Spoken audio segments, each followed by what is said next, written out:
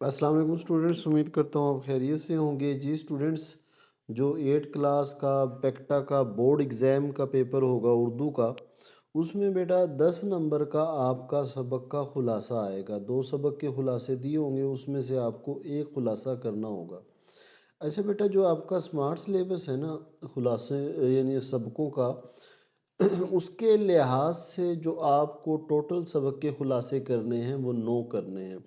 اس میں اگر آپ 9 سارے نہ بھی کریں تو میں کچھ امپورٹنٹ بھی آپ کو بتا دیتا ہوں، لیکن پہلے میں آپ کو بتا دوں کہ اسمارٹ سلیبس کے مطابق ہمیں کون کون سے کرنے ہیں۔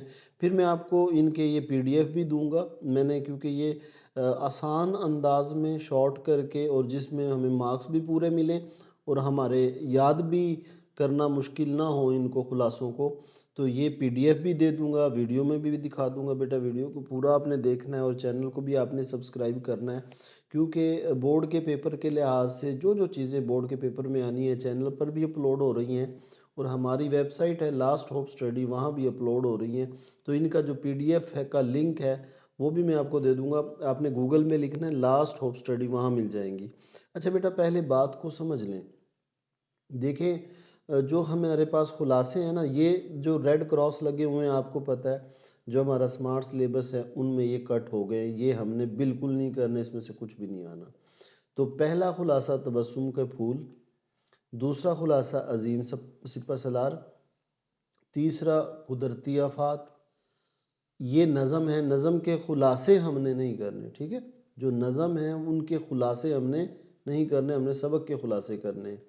پھر نیکسٹ بیٹا، یہ جو سبق نمبر 9 ہے، پھر سبق نمبر 10 ہے پاکستان کی تہذیب و ثقافت، پھر ہاکی، پھر قدرتی ماحول، پھر درس عمل نظم ہے، یہ ہم نے نہیں کرنی، پھر خواتین کا احترام اور مقام، اور پھر کرپشن ایک سماجی برائی ہے۔ اب یہ کاؤنٹ کریں تو یہ آپ کو 9 خلاصے ہیں ٹوٹل، ٹھیک ہے؟ کتنے ہیں؟ 9۔ اب یہ 9 کے 9 خلاصے بیٹا میں آپ کے سامنے یہ پڑھ دیتا ہوں، آسان الفاظ میں لکھے ہوئے ہیں۔ یہ جسٹ جو بچے بہت زیادہ ویک ہیں ان کے لیے بیٹا ویڈیو میں بتا رہا ہوں، لیکن میں ریکمینڈ نہیں کروں گا کہ آپ ایسے کریں، کیونکہ یہ چانس والی بات ہوتی ہے۔ 2 خلاصے ہیں نا، 2 خلاصے، تو اگر آپ پہلے 5 سبق کر لو گے نا، پہلے 5 سبق کے خلاصے، یعنی تبسم کے پھول کے، عظیم سپہ سالار کے، قدرتی آفات کے، میجر شبیر شریف کے، اور پاکستان کی تہذیب و ثقافت، اب ان 5 میں سے آپ کا ایک خلاصہ آ جائے گا، کیونکہ 2 ہوں گے نا، ایک کرنا ہے۔ جیسے اب یہ دیکھیں میجر شبیر شریف آیا ہوا ہے، تو 2 میں سے ایک کرنا ہے۔ تو پہلے 5 کے اچھی طرح رٹ لو، ان میں سے انشاءاللہ ایک آ جائے گا تو ایک ہی کرنا ہوتا ہے، ٹھیک ہے؟ باقی ویسے میں نے آسان کر کے لکھے ہوئے ہیں، کوئی اتنے مشکل نہیں ہے، کوشش کرو سارے کرو۔ 10 نمبر ہیں اور پکے 10 نمبر ہیں، اچھے خاصے آپ کے نمبر ہوتے ہیں، تو ان کو کریں۔ میں 1 بائی 1 ان کو پڑھ کے سنا دیتا ہوں تاکہ آپ کو وہ سننے سے بھی ذرا یاد ہو جائیں اور ان کے لفظ بھی آپ کے ذہن میں آ جائیں۔ تو یہ دیکھ لیں ایک بار بیٹا ویڈیو کو، اور پی ڈی ایف اگر آپ نے ان کی ڈاؤن لوڈ کرنی ہے تو ہمارا جو چینل ہے ویب سائٹ ہے گوگل پر لاسٹ ہوپ اسٹڈی، وہاں 8 کلاس کے نوٹس موجود ہیں، وہاں سے آپ ڈاؤن لوڈ کر لیجئے گا پی ڈی ایف بھی، ٹھیک ہے؟ تو ایک بار یہ سن لیں۔ تو اس میں بیٹا پہلا آپ کا جو خلاصہ ہے وہ ہے عظیم سپہ سالار، ٹھیک ہے؟ اس میں آپ خلاصے میں سارے جو سبق کے اندر چیزیں لکھی ہوتی ہیں وہ نہیں لکھتے، بلکہ اس کے جو اہم اہم نکات ہوتے ہیں آپ وہ لکھتے ہو، اہم پوائنٹس کو لکھتے ہو، تاکہ وہ خلاصہ جو ہے وہ پورے کے پورے سبق کو یعنی اس میں خلاصے کے ذریعے بیان کیا جا سکے۔ اس میں آپ لکھیں گے حضرت سعد بن ابی وقاص رضی اللہ تعالیٰ عنہ اللہ کے رسول صلی اللہ علیہ وآلہ وسلم کے انتہائی جلیل القدر صحابی تھے، یعنی بہت زیادہ مرتبہ رکھنے والے، اور آپ کا شمار عشرہ مبشرہ میں ہوتا ہے۔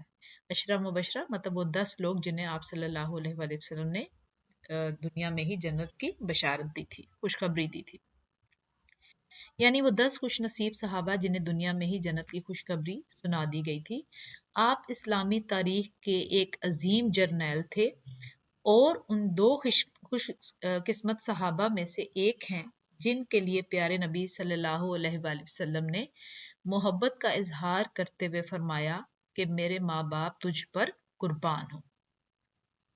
آپ نے غزوہ بدر میں غیر معمولی بہادری کا مظاہرہ کیا، غیر معمولی یعنی بہت زیادہ بہادری کے جوہر دکھائے، اور کفار کے لشکر کے ایک سردار سعید بن آس کو قتل کر کے اس کی مشہور تلوار ذوالقطیفہ حاصل کی۔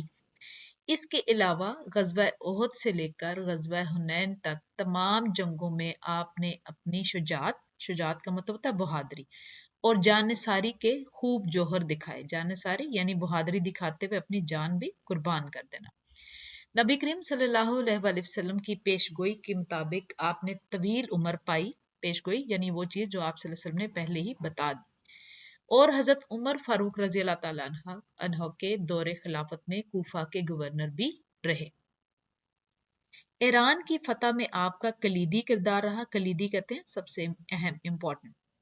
ایران کا مشہور اور طاقتور کمانڈر رستم آپ ہی کے مقابلے میں شکست کھا کر مارا گیا، اور ایران کی فتح کے بعد اسلامی لشکر نے آپ کی قیادت میں عراق کو بھی فتح کیا۔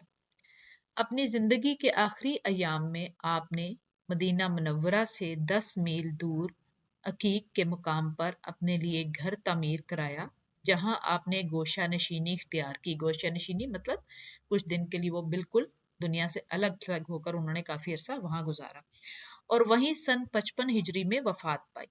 آپ کی خدمات کو خراج تحسین پیش کرنے کے لیے پاک بحریہ نے اپنی پہلی دیسی ساختہ آبدوز کا نام سعد رکھا، یعنی جو پاک بحریہ نے اپنی خود سے بنائی آبدوز تھی اس کا نام جو ہے وہ انہوں نے سعد رکھا، کیونکہ یہ آپ کی بہادری کو خراج تحسین کرنے کے لیے تھا۔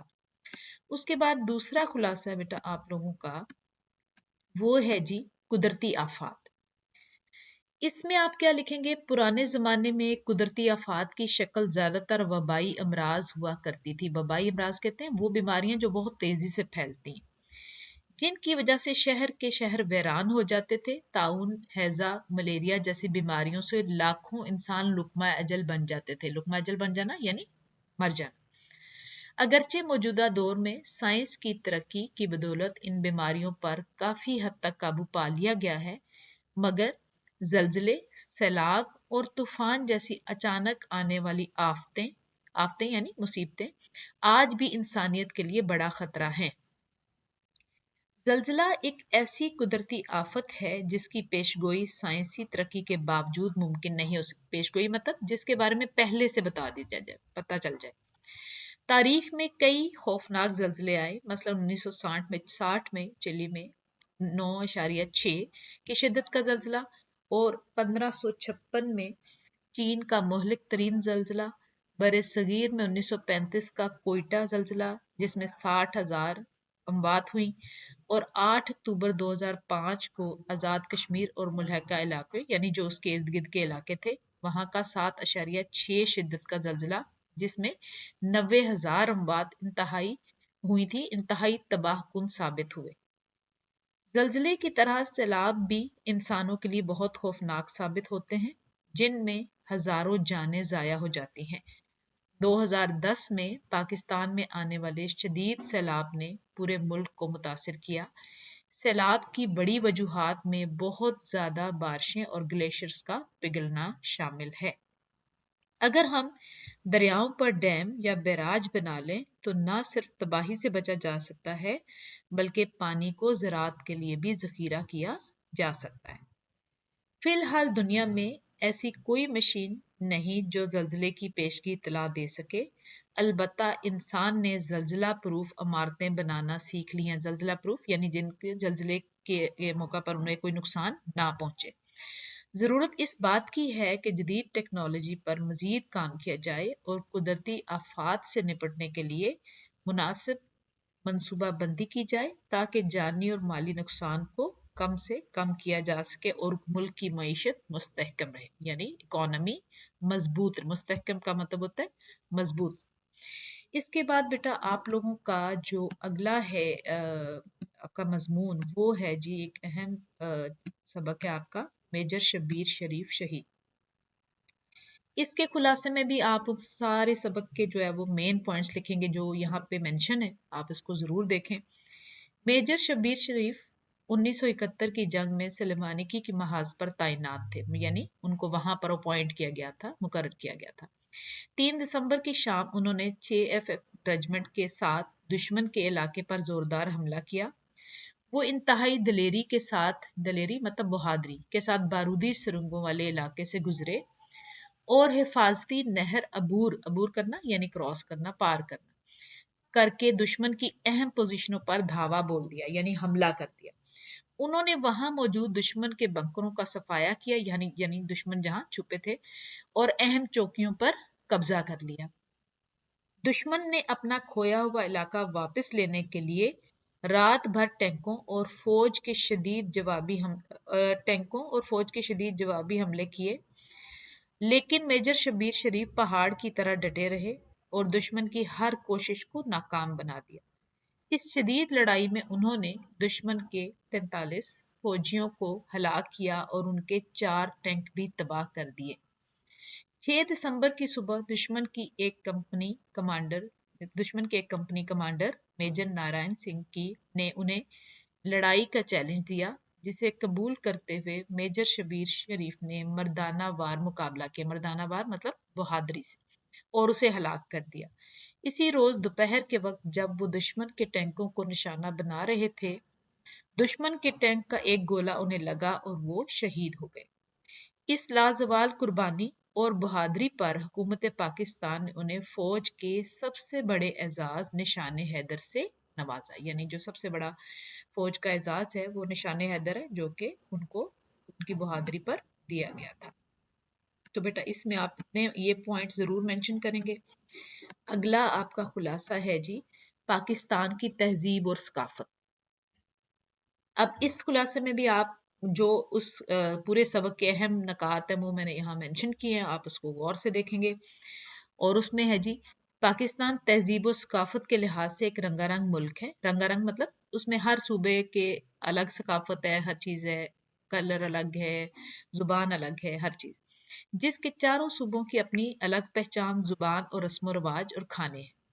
یہاں کے لوگوں کے لباس، روایات صدیوں پرانی تاریخ کی امین ہیں۔ پاکستان میں مسلمانوں کے علاوہ ہندو، سکھ اور عیسائی بھی بڑی تعداد میں آباد ہیں، اس لیے یہاں مختلف مذاہب کے تہوار جوش و خروش سے منائے جاتے ہیں۔ تہوار مطلب جو کہ ایونٹس ہوتے ہیں، جو کہ جوش و خروش سے منائے جاتے ہیں۔ اس میں آپ نیکسٹ لکھیں گے جی مسلمانوں کے تہواروں میں عید الفطر، عید الاضحیٰ، عید میلاد النبی صلی اللہ علیہ وآلہ وسلم، شب برات اور یوم عاشوراء نمایاں ہیں۔ عید الفطر یکم شوال کو رمضان کے روزوں کے انعام کے طور پر منائی جاتی ہے، جس میں لوگ نماز پڑھتے، گلے ملتے اور سویاں کھاتے ہیں۔ عید الاضحیٰ حضرت ابراہیم علیہ السلام کی سنت کی یاد میں منائی جاتی ہے، جس میں قربانی کا گوشت تقسیم کیا جاتا ہے۔ دوسری طرف اقلیتیں بھی اپنے تہوار جیسے دیوالی، ہولی، اقلیتیں مطلب جو لوگ مسلمان نہیں ہیں، ہندو، کرسچن وغیرہ جو بھی ہیں، اپنے تہوار جیسے دیوالی، ہولی، کرسمس، ایسٹر اور بیساکھی آزادی سے مناتی ہیں۔ ثقافتی میلوں میں اسلام آباد کا لوک ورثہ میلہ بہت مشہور ہے، جو اکتوبر میں منعقد ہوتا ہے، جہاں ملک بھر کے ہنر مند اپنے فن کا مظاہرہ کرتے ہیں۔ کھیلوں کے حوالے سے شندور کے مقام پر دنیا کے سب سے اونچے پولو گراؤنڈ میں ہر سال جولائی میں پولو میچ کھیلے جاتے ہیں۔ پنجاب میں میلہ چراغاں اور میلہ مویشیاں لگتے ہیں، جن میں جانوروں کی نمائش اور نیزہ بازی جیسے مقابلے لوگوں کو ایک دوسرے کے قریب لانے کا سبب بنتے ہیں۔ تو اس میں آپ جو اگر یہ سارے پوائنٹس نکات لکھ لیں گے تو آپ کا بہت اچھا جو ہے وہ خلاصہ بن جائے۔ پھر آپ آئیں گے آپ اگلے اپنے خلاصے کی طرف، وہ ہے جی ہاکی۔ اس میں بھی بیٹا تمام وہ پوائنٹس اہم نکات ہیں جو کہ آپ اگر لکھتے ہیں تو آپ کو میرا خیال ہے پورا سبق پڑھنے کی ضرورت ہی نہیں پڑے گی۔ آپ سٹارٹ کیسے لیں گے؟ مشہور کہاوت ہے کہ صحت مند جسم ہی صحت مند دماغ ہوتا ہے، اور کھیل جسم کو چست توانا رکھنے کا بہترین ذریعہ ہے۔ ہاکی پاکستان کا قومی کھیل ہے جو یہاں بڑے شوق سے کھیلا جاتا ہے۔ دنیا میں ہاکی کی 2 اقسام ہیں، برفانی علاقوں کی آئس ہاکی یعنی جو برفانی علاقوں میں کھیلی جاتی ہے، اور میدان میں کھیلی جانے والی فیلڈ ہاکی۔ جدید ہاکی کا آغاز برطانیہ سے ہوا تھا۔ یہ آپ نے لکھ لیا۔ اگلا جو پوائنٹ لکھیں گے آپ لکھیں گے ہاکی کی ٹیم 11 کھلاڑیوں پر مشتمل ہوتی ہے۔ اس کا میدان 100 گز لمبا اور 60 گز چوڑا ہوتا ہے، جبکہ گول پوسٹ کی اونچائی 60 فٹ ہوتی ہے۔ گول کے سامنے ڈی شکل کا شوٹنگ سرکل بنا ہوتا ہے۔ ये खेल 70 मिनट का होता है, जो 35-35 मिनट के 2 हाफ में तकसीम होता है। अब चमड़े की गेंद की जगह प्लास्टिक की गेंद और घास की जगह एस्ट्रोटर्फ इस्तेमाल होती है। ये होती है जो आर्टिफिशियल घास होती है। पाकिस्तान ने हॉकी की दुनिया में बेपनाह नाम कमाया है। ओलंपिक्स में हॉकी 1906 में शामिल हुई और पाकिस्तान ने इसमें 3 गोल्ड मेडल 1960, 1968 और 1984, 3 सिल्वर और 2 ब्रॉन्ज मेडल जीते। इसके अलावा पाकिस्तान 4 बार वर्ल्ड कप और 3 बार चैंपियन ट्रॉफी का फातेह रहा, यानी उसमें कामयाब रहा। इस्लाहुद्दीन, समीउल्लाह और हसन सरदार जैसे खिलाड़ियों ने इस खेल को बामे अरूज तक पहुंचाया, मतलब बहुत ज्यादा तरक्की हुई इन खिलाड़ियों की वजह से। अगर हुकूमती सरपरस्ती यानी अगर हुकूमत की निगरानी हो और वो सारी सहूलतें दे, तो पाकिस्तान अपना खोया हुआ मुकाम दोबारा हासिल कर सकता है। यानी इतने आप नकाब देखेंगे तो आपका बहुत अच्छा खुलासा बन जाएगा। फिर है जी आपका अगला खुलासा, और वो है कुदरती माहौल से मुतालिक। ठीक है, आपका ये सबक है। इसमें आप बेटा क्या लिखेंगे कि अल्लाह ताला ने पाकिस्तान को बेशुमार कुदरती नेमतों से नवाजा है, जिनमें सबसे अहम यहाँ के चारों मौसम हैं। पाकिस्तान की जोग्राफियाई साख बहुत मतनवे है, मतलब जो पाकिस्तान का जोग्राफियाई माहौल है या जोग्राफियाई लिहाज से पाकिस्तान को अगर देखा जाए उसका स्ट्रक्चर, तो बहुत मुख्तलिफ है। यहाँ कहीं बुलंद बाला पहाड़ हैं, कहीं सब सरसब्ज मैदान और कहीं समंदर और रेगिस्तान मौजूद है। यही वजह है कि यहाँ हर तरह का मौसम पाया जाता है। पाकिस्तान में मौसम गर्मा अप्रैल से सितंबर तक जारी रहता है। मई और जून में शदीद गर्मी पड़ती है और लू चलती है। लू मतलब गर्म हवा। इसके बाद जुलाई से सितंबर तक मॉनसून का मौसम आता है, जिसमें बारिशें गर्मी का जोर तोड़ देती हैं। बरसात के बाद सितंबर के आखिर में मौसम बदलना शुरू हो जाता है और सर्दियों की आमद होती है, यानी सर्दियां आ जाती है। मौसम सरमा नवंबर से फरवरी तक रहता है। दिसंबर और जनवरी में शदीद सर्दी होती है। मैदानी इलाकों में धुंध छाती है और पहाड़ों पर बर्फबारी होती है। इन दिनों लोग गर्म कपड़े पहनते हैं और खुश्क मेवाजात इस्तेमाल करते हैं। इसके बाद फरवरी के वस्त मतलब दरमियान से अप्रैल तक मौसम बहार रहता है, जो सबसे खुशगवार मौसम है, जिसमें हर तरफ फूल खिलते हैं और कुदरत का हुस्न अरूज पर होता है, यानी बहुत ज्यादा खूबसूरती आ जाती है। फिर है जी इसके बाद आपका अगला खुलासा, वो है खवातीन का एहतराम और मकाम। इसमें बेटा आप लोग अगर इतने ये भी पॉइंट्स लिखते हैं तो बहुत ज़्यादा अच्छा खुलासा होगा। और उसमें आप स्टार्ट लेंगे यहाँ से कि अल्लाह ताला ने इंसान को अशरफुल मखलूकात बनाकर भेजा है और मर्द और जन के लिए अलग अलग हकूक और जिम्मेदारियां मुकर्रर। जन मतलब औरत। इस्लाम से कबल ज़माना जahलियत में औरत का कोई मुकाम नहीं था। बेटी की पैदाइश पर जिंदा दफन कर दिया जाता था।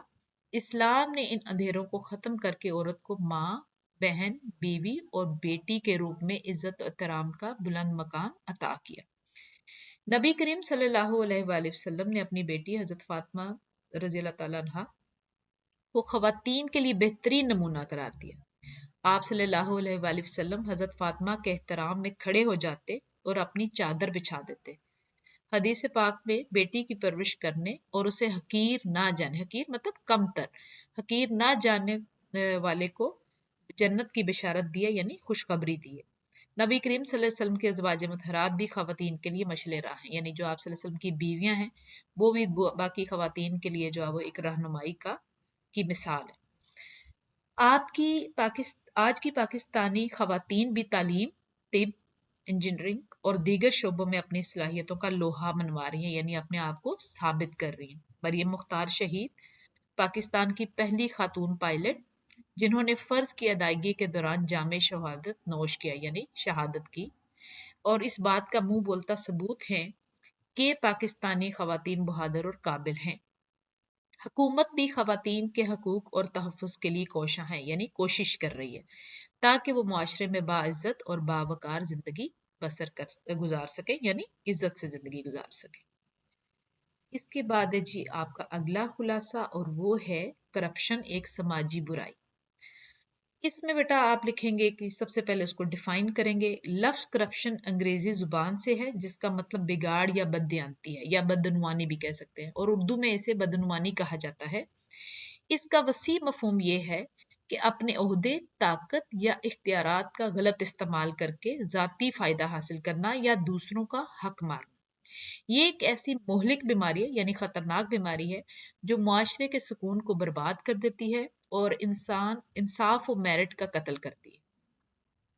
جب معاشرے میں کرپشن عام ہو جاتی ہے تو حقدار کو اس کا حق نہیں ملتا، اور نااہل لوگ رشوت یا سفارش، یعنی اقربا پروری کا مطلب ہوتا ہے یعنی اپنے لوگوں کو جو ہے وہ نوازنا کے ذریعے آگے آ جاتے ہیں. رشوت لینا اور دینا دونوں ہی بہت بڑے گناہ ہیں، اور یہ عمل معاشرے کی جڑوں کو کھوکھلا کر دیتا ہے، یعنی معاشرے کو تباہ کرتا ہے. سرکاری اداروں میں کام نکلوانے کے لیے پیسے دینا اور اثر و رسوخ استعمال کرنا، یعنی اپنی طاقت کا استعمال کرنا، غریب آدمی کی حق تلفی کا باعث بنتا ہے. حق تلفی ہوتا ہے کسی سے اس کا حق چھین لینا کا باعث بنتا ہے. کرپشن کے خاتمے کے لیے ضروری ہے کہ ہر فرد اپنا احتساب کرے. ہمیں چاہیے کہ ہم خود دیانتداری سے کام کریں اور اس برائی کے خلاف آواز اٹھائیں تاکہ ہمارا ملک ترقی کی راہ پر گامزن ہو سکے اور معاشرے میں خوشحالی اور انصاف کا بول بالا ہو.